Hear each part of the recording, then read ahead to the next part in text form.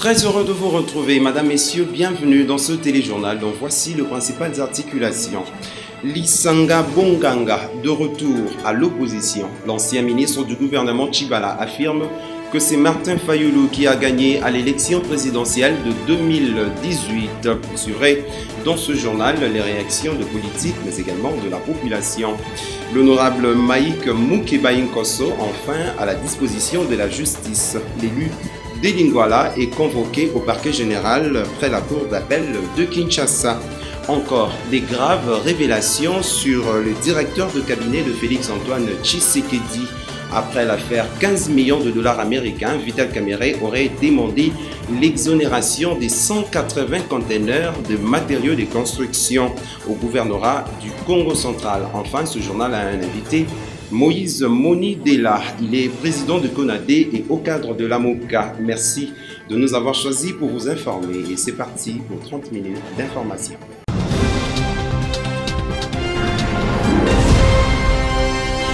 Ouvrons ce journal avec le premier conseil de ministres du gouvernement Ilunkamba, chapeauté par le chef de l'État Félix-Antoine Tshisekedi, qui a donné des orientations aux membres de ce gouvernement, notamment placer l'homme au centre de leur gestion. Philippe Vompi nous en dit plus. C'est le premier conseil de ministres du gouvernement de l'alternance qui conduit le premier ministre Ilunkamba. Dans la rencontre, le chef de l'État Félix Tshisekedi a donné à l'équipe gouvernementale présente des orientations claires pour accompagner sa vision gouvernementale, celle de placer l'homme au centre, donc le bien-être du Congolais. Raison pour laquelle le Conseil a annoncé qu'une commission interministérielle sera mise en place pour trouver des solutions aux problèmes de xénophobie en Afrique du Sud. À cet effet, la ministre d'État, ministre des Affaires étrangères, Marie Toumba Njeza, pourra se rendre à Pretoria dans les jours à venir si les violences xénophobes en Afrique du Sud mettent en insécurité les ressortissants de la RDC. D'après CNews, le Conseil de ministres a été incomplet suite à l'absence d'une vice-ministre qui n'a pas pu accéder dans la salle de la réunion ministérielle à cause du retard. Dans un autre registre, catastrophe ferroviaire, c'est jeudi dans la province du Tanganyika. Bilan 10 morts, 30 blessés selon son gouverneur Zoé Kabila. Amira Otoko pour le décryptage. Jeudi aux environs de 3 heures du matin, un train de marchandises qui partait des Nyunzu vers la gare de Nyimba a déraillé. C'est la confusion sur le chiffre autour du bilan. 50 morts selon Steve Mbikaï, ministre des Actions humanitaires. Une centaine selon les témoins. Le gouverneur de Tanganyika, Zoé Kabila, corrige à travers son compte Twitter le bilan provisoire. Il parle de 10 morts, 30 blessés, 3 couchés. Que s'est-il passé exactement? 2 wagons se sont couchés, a déclaré le président de l'intersyndicale de la Société nationale de chemin de fer, SNCC en sigle, Victor Umba. Ceux qui sont morts dans ce déraillement sont des clandestins. Signalant, le déraillement de trains de marchandises sont fréquents en République démocratique du Congo, où ils sont pris d'assaut par des passagers clandestins, faute d'autres moyens de transport. Déraillement du train causant plusieurs morts. Le ministre de la Solidarité nationale et Action humanitaire, Steve Mbikaï, a été reçu par le Premier ministre Sylvestre Ilunkamba. Au menu de leurs échanges, les 2 catastrophes, notamment le déraillement du train, mais également l'incendie du Sud qui vous suivez l'extrait des 7 éléments de la presse de la primature tiré par Philippe Vompi. 2 points étaient à l'ordre du jour de la rencontre entre le Premier ministre et Steve Mbikaï. J'étais venu faire rapport au Premier ministre sur 2 catastrophes. Nous avons connu l'incendie à Bukavu il y a 2 jours et 50 maisons ont été décimées. Il y a environ 1500 personnes qui sont sans abri. Il fallait faire rapport, avoir la directive pour pouvoir intervenir rapidement pour soulager un peu la misère de ses compatriotes. Mais aussi, on devait échanger autour de l'accident qu'on a connu cette nuit et déraillement au niveau de Tanganyika, tout près de la localité Maïbaridi. Et là aussi, c'était question de voir comment est-ce qu'on peut intervenir pour assister les familles éprouvées, mais aussi soigner des blessés. Alors, j'ai reçu une directive précise. Je pense que je vais me rendre sur les lieux pour pouvoir assister toutes ces personnes. S'agissant du bilan de l'accident ferroviaire, le ministre explique. Le bilan, il y a eu beaucoup de versions. Mais nous avons la version des dirigeants de SNCC qui fait état de 15 morts puis une trentaine de blessés.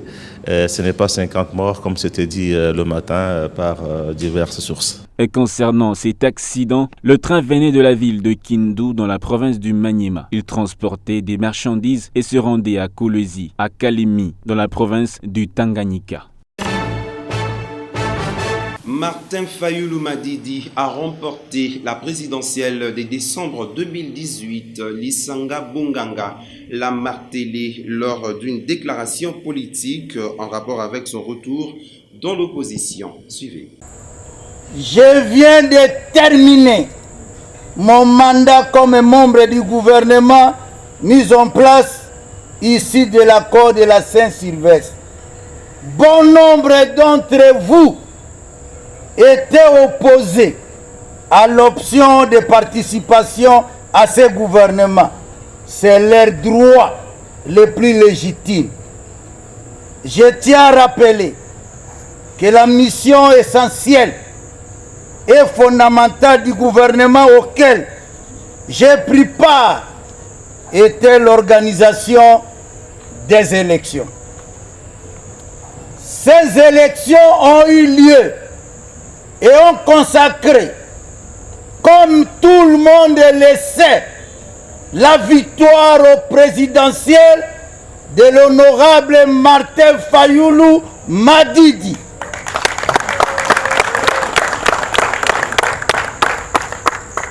Ces élections ont eu lieu et ont consacré, comme tout le monde le sait, la victoire aux élections présidentielles de l'honorable Martin Fayulu Madidi, candidat de notre mouvement politique Lamuka.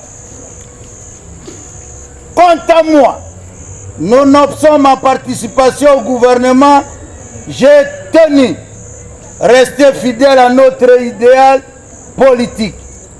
C'est dans ce cadre qu'on a mes consciences et en toute responsabilité, j'ai refusé de signer la charte d'adhésion au FCC. Grand merci au peuple congolais pour les résultats sans équivoque. Lisanga Bonganga a confirmé la victoire de Martin Fayulu à l'élection de décembre 2018. Quelques Congolais rencontrés dans les artères de la capitale ont donné de la voix au micro de Jocelyne Luanga et Anjo Anzita. Lisanga Bonganga wana azali pe na gouvernement wa Kabila wana na sukawa. Totikali komona ta mungolo moko atelemena Kabila ebisa Kabila pourquoi makambo ebele la constitution oyo to simba kango te totika kango ezoki ndeka boy. Lelo oyo Félix a continué à pouvoir. Hier à Kanisaki, Félix a conduit pour ayana busoto o basalaki na gouvernement na bango ya transition ya Kabila wana ba na ngo susu na gouvernement ya Félix. Lokolo bache libanda ndako mikolo babilo banyo swana. Biso tozolinga asala opposition basanga na ba Fayulu na bambemba na bakatumbi pour opposition ezala makasi. Abanda ko tambo tout d'abord na ba chemise à pamba. Toke na ngona ba IDPS ala ta chemise à maputa basi. Lelo akomi ko lata ba veste, akomi ko cha munoko ya pamba mwana. Asaka na te Félix ata président de la République. Alors ça na makambo ya bien. Tango akendeki na Egypte na Kana abanda ko komisa président Félix. Le roi Félix a voye ko pese poste ndako mi ko babilo bana. Akota la muka basa le belé pour to beta bango 2023. Quand on mona ke ba politicien ba comme la once comme yi ba comme konsabiso. Puis ba son esprit peuple te ba ni peuple te ba comme l'intérêt général na ba mo soko zuité zamba la sima. Donc yo comme t'as intérêt na yo to t'as intérêt à peuple na. Parce que point. Il y a comme fait un Félix, mam Félix ça là. Il y a un règle ba Kabila, on a un Félix. Il y a un Kabila, oui Kabila n'a pas recruté ba règle ça qui. Lisanga Bonganga soit conscience. Même au Caillou partout, tout ça, la politique manque. Mais si on a intérêt, tu as intérêt. Comme on a 3 bureaux, 4 bureaux, comme on a l'Égypte, on a Bitumba, et on a bien. Bisous, tu as Flasco, Félix, tu as Félix, tu as peuple, tu as évolué. Pas même ma délégation à foutre à Barombo, il y a même des bassi. Hein? A même bassi, on a baké au Bunda Bitumba. Bon, les lots à l'Obala qui se quête. Moussala, oh, il y a de sala, malgré Ezala nous et Bandeli. Tout le monde a action. Alors, hier, à que le accueilli, biso toza na Tshisekedi tolanda ye po tolinga mboka na biso ezala malamu. Venons-en à l'affaire Mike Mukeba Nkosso. Le député provincial de Lingwala est convoqué par une lettre du parquet général près la cour d'appel de Kinshasa-Gombe ce lundi 16 septembre 2019 à 11h précises. Le motif lui sera communiqué sur place. Réagissant sur la levée des immunités de l'honorable Mike Mukeba, le soldat du peuple Martin Fayulu Madidi estime qu'aujourd'hui comme hier, la justice est toujours instrumentalisée. Qu'on arrête d'harceler l'honorable Mike Mukeba. Le peuple qu'il a élu a le droit de savoir ce qui se passe dans la gestion de la ville-province de Kinshasa. Il ne faut pas étouffer la vérité. C'était via son compte Twitter. Ce journal se poursuit avec cette brève. La défenseuse des droits de l'homme, Ida Sawyer, de Human Rights Watch, a été reçue par le chef de l'État Félix-Antoine Tshisekedi jeudi. Ils ont discuté sur le progrès réalisé et le travail à faire pour améliorer le respect des droits de l'homme, plus la lutte contre l'impunité en République démocratique du Congo. La défenseuse des droits de l'homme se dit encouragée par l'engagement du président de la République à faire des changements réels. Elle l'a dit à travers son compte Twitter.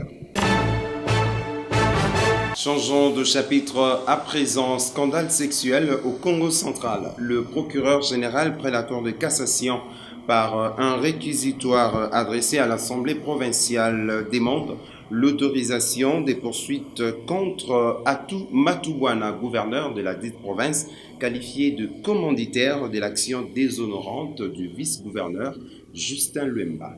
Suivez. Selon le réquisitoire du procureur général près la Cour de cassation Flori Kabange, adressé à l'Assemblée provinciale du Congo central, aux fins d'obtenir l'autorisation de poursuite contre Atou Matubwana, selon Actualité.cd, Justin Luemba, vice-gouverneur du Congo central, et Mimi Mouita Ankieta, alors assistante du gouverneur, Atou Matubwana, ont réellement commis un acte sexuel au domicile de cette dernière le 25 août vers 19h. Des éléments recueillis par l'enquête laissent croire que le vice-gouverneur Luemba avait été piégé par un groupe de gens pour être surpris, filmé nu et exposé à la vue du public. Ces documents tendent à désirer Atou Matubwana comme commanditaire de cette infamie exécutée par des agents de l'ANER avec la complicité de l'assistance Mouita, d'après le même réquisitoire qui qualifie ces faits comme constitutifs de l'infraction d'outrage public aux bonnes mœurs. Je l'ai dit au sommaire, après l'affaire 15 millions de dollars américains, Vital Kamerhe accablé par une nouvelle affaire. Dans une lettre adressée au gouvernorat du Congo central, le directeur de cabinet de Félix-Antoine Tshisekedi aurait demandé l'exonération de 180 conteneurs des matériaux de construction. Une situation que dénonce l'honorable Jean-Claude Vwemba, député provincial de la dite province. Il l'a dit à Peter Tiani. J'ai un problème au niveau de l'Assemblée provinciale. Vous savez, j'ai été président de la commission sur le péage national numéro 1. J'ai découvert une lettre, sans même accuser réception de la province ou du ministère de l'ITPR. Parce que ce sont les deux qui gèrent, évidemment avec l'entreprise chinoise, qui gèrent les péages, du même directeur du président de la République, M. Vital Kamerhe, qui est écrivant pour qu'on puisse laisser passer 180 conteneurs. C'est Vital Kamerhe qui représenterait des millions de dollars sur la chaussée même, qui se dégrade du jour au jour.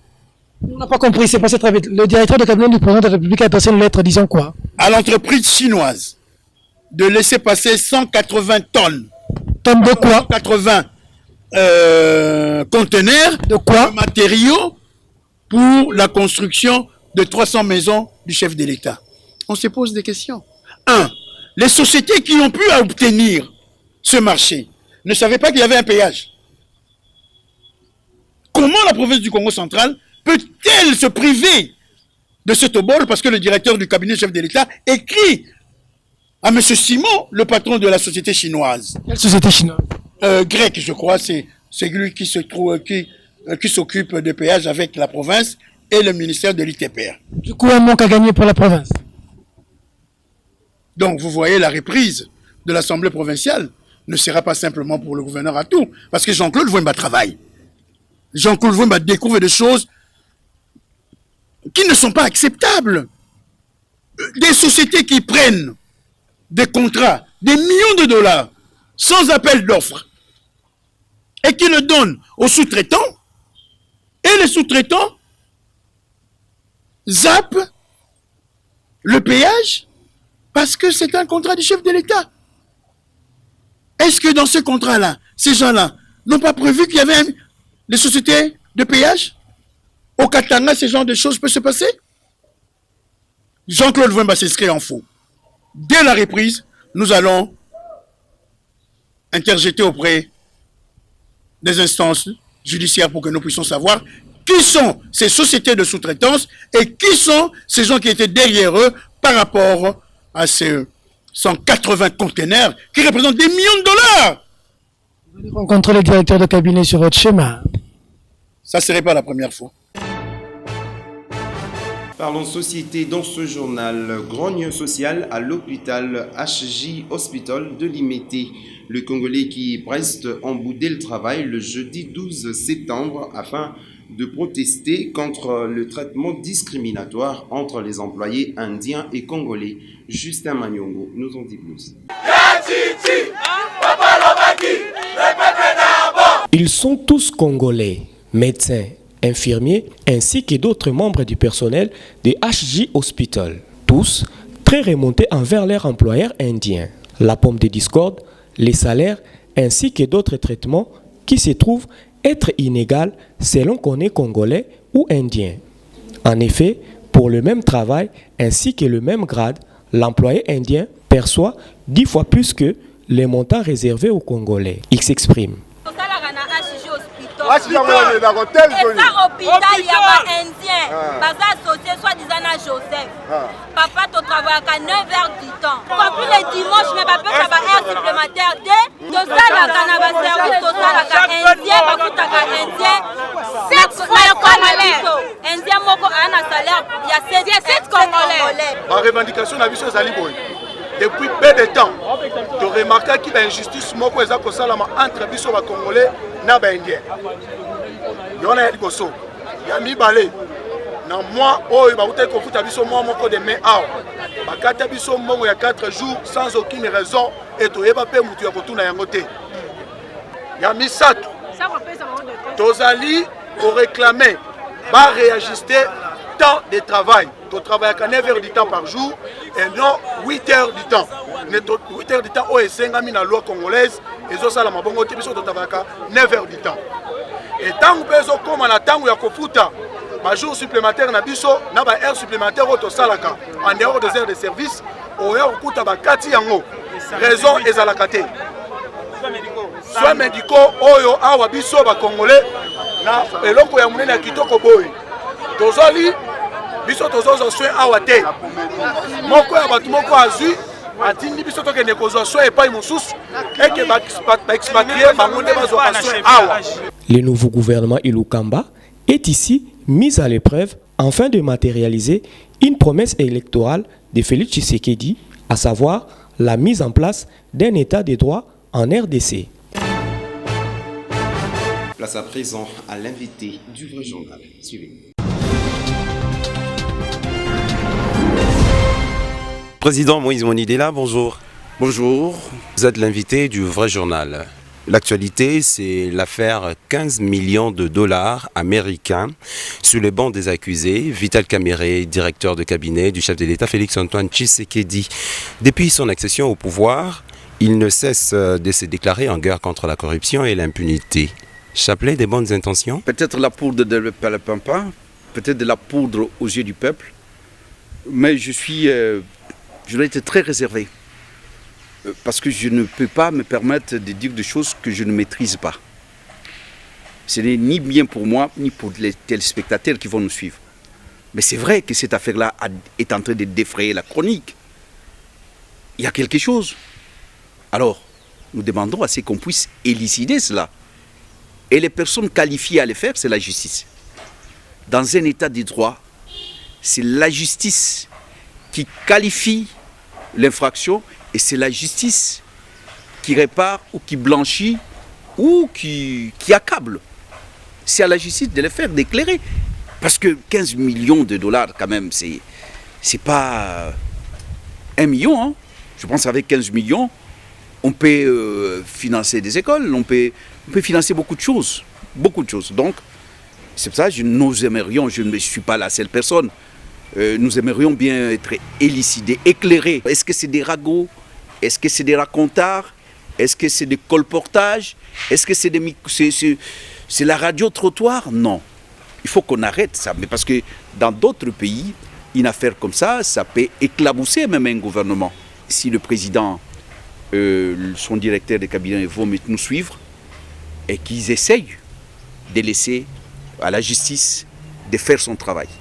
Et lorsque Vital Kamerhe se demande comment l'inspection générale des finances et l'Agence nationale des renseignements s'intéressent au projet de la présidence Tshisekedi au moment où, à la présidence passée, je parle de Joseph Kabila, lors du régime de Joseph Kabila, il y a eu des projets mirobolants qui n'ont jamais suscité leur intérêt. Est-ce que ce n'est pas un complot de la part contre Vital Kamerhe? Vous savez, Kabila, quand il va nous suivre, qu'est-ce qu'il va dire? Mais voilà ses opposants. Hier, ils tiraient tous ceux qui bougeaient contre moi. Et à l'époque, si vous m'avez tendu, c'est mieux si Kabila était encore président de la République. Comme il va vous suivre également aujourd'hui. Oui, je devrais en tout cas pas l'aménager. Donc, alors, on doit être injuste. Donc, c'est qu'on était injuste contre Kabila. Aujourd'hui, donc hier, moi, je parlais, j'ai haussé le ton. Lorsqu'on a parlé des 15 milliards par Naban Papers, que Kabila a brassé au moins 15 milliards, nous ne l'avons pas aménagé. Nous avons même demandé à ces Kabila, qu'on puisse même l'arrêter. Donc on n'aménage pas Kabila. Alors on doit être juste avec tout le monde. Donc je dis aux amis, parce que ce sont des gens qui hier ils étaient avec nous, nous sommes des amis avec Kamerhe, avec Félix, nous venons de mêmes entrailles de l'opposition et surtout avec Félix. Si on ne laisse pas les juges fouiner et éclairer l'opinion, la lanterne, on va dire qu'on a étouffé et c'est pas bon. Et c'est-à-dire que tout ce que le président est en train de dire aujourd'hui, la lutte contre l'impunité, ça va se retourner contre lui. On va dire que c'est lui qui l'a étouffé, c'est son directeur de cabinet qui a étouffé, donc ils disent une chose le matin et le contraire le soir. Aujourd'hui, on ne peut pas les accuser et dire qu'ils ont détourné, on n'a pas de preuves. On ne peut pas non plus dire qu'ils n'ont pas détourné, c'est-à-dire autant ils ont la présomption d'innocence, il y a aussi la présomption de culpabilité. Alors, qui va départager? Parce qu'il y a les uns disent qu'ils ont détourné, les autres disent qu'ils n'ont pas détourné. En dehors de Dieu, il n'y a que la justice qui peut éclairer la lanterne.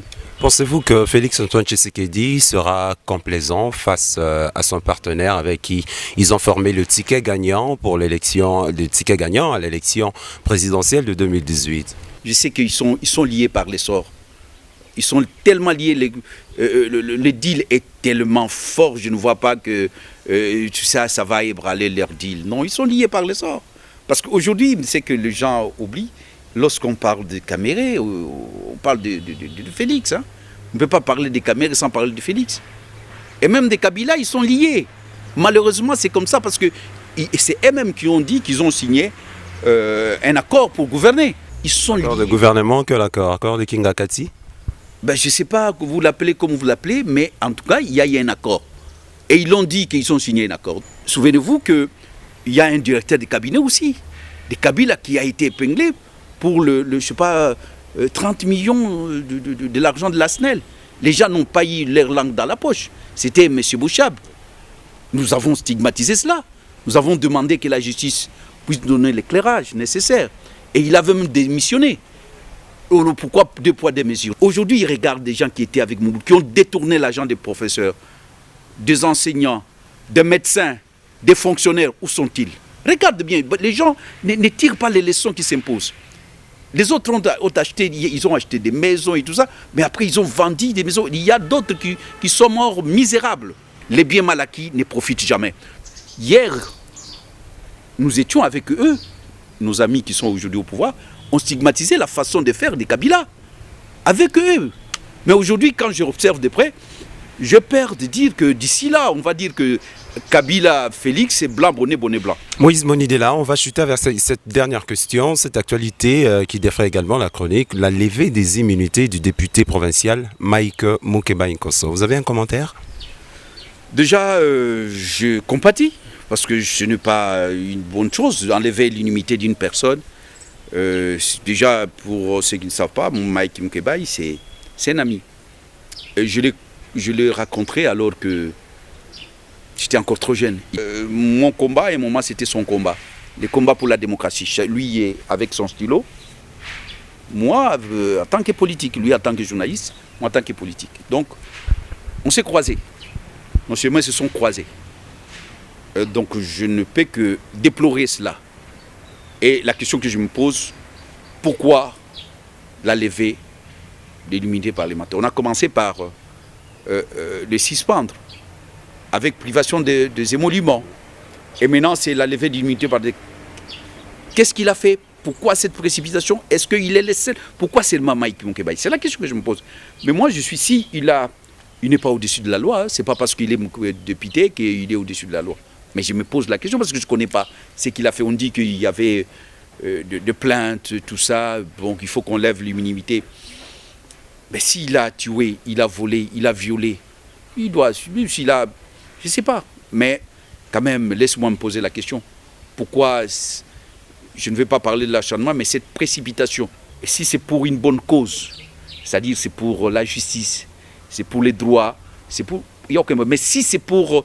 parce qu'il dérange certains intérêts, en tout cas, moi je serai derrière Mike Mukeba.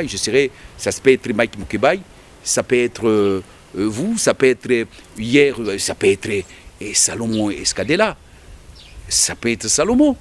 Qu'on lui prive comme ça, quelqu'un décide, il se réveille le matin, il décide, il dit non, il n'est plus congolais. Est-ce que tu trouves ça normal? On ne peut pas priver un Congolais son droit d'être Congolais. Le président de la République a clos le débat. Et il est allé dans le sens de respect du droit ou d'un état de droit, parce qu'il n'appartient pas à une personne d'ôter une autre personne ce qui est sacré. La nationalité, c'est quelque chose de sacré. Et il n'appartient pas non plus maintenant aux collaborateurs du chef de l'État d'aller à la contre de ce que le président a dit. Je ne vais pas répéter ici ce qu'il a dit, mais tout le monde sait. Et sinon, c'est ce que j'ai appelé la désacralisation. Je parlais de la banalisation. Tout est devenu banal dans ce pays. Et là, nous sommes dans la désacralisation de la parole d'un chef de l'État. Lorsqu'un chef de l'État parle, s'il ne parle pas en l'air, il a les connaissances du dossier. Et le président chef de l'État a parlé au sujet de la nationalité de Salomon. Il appartient maintenant au ministre d'exécuter les ordonnances du chef de l'État. C'est comme ça, ça va se faire. Bon, peut-être que ça ne s'est pas fait dans le contexte de l'ancien gouvernement dirigé par Tibala. Maintenant, il y a un autre gouvernement, il y a un gouvernement dirigé par Ilukamba. On parle toujours sous l'impulsion du Félix Antoine Tshisekedi Tshilombo. Vous faites maintenant le Dialelo. Hein? Dialelo, parce que j'ai dit sous l'impulsion. J'ai dit parce que sous l'impulsion, parce que c'est les termes consacrés. Moi, je ne suis pas dialoliste. Et je ne le serai jamais. J'ai dit, mais c'est comme ça, ils vont dire quand on dit sous l'impulsion. Alors voilà, c'est pour ça que moi j'emprunte l'exposition, mais je dis, parce que le président a signé une ordonnance. L'ordonnance doit être appliquée par le ministre du portefeuille. Lorsque le chef de l'État décide, l'État donne une orientation, et les gens qui l'entourent ne peuvent qu'aller dans ce sens-là. Faire le contraire, ça veut dire qu'ils vont en train de travailler contre le président, contre la notoriété, contre la respectabilité du président. Et là, il n'y a pas d'autre mot, c'est la désacralisation de la fonction du chef de l'État. Moïse Monidela, merci. C'est moi qui vous remercie. C'était Moïse Monidela, président de Conadé, l'invité du vrai journal. C'est ici que se referme cette grande édition du journal. Peter Tiani, RDC et notre chaîne YouTube. Merci de la sympathique attention que vous nous avez accordée du côté de Goma et partout ailleurs dans le monde. Mesdames, Messieurs, ce journal est terminé. Au revoir.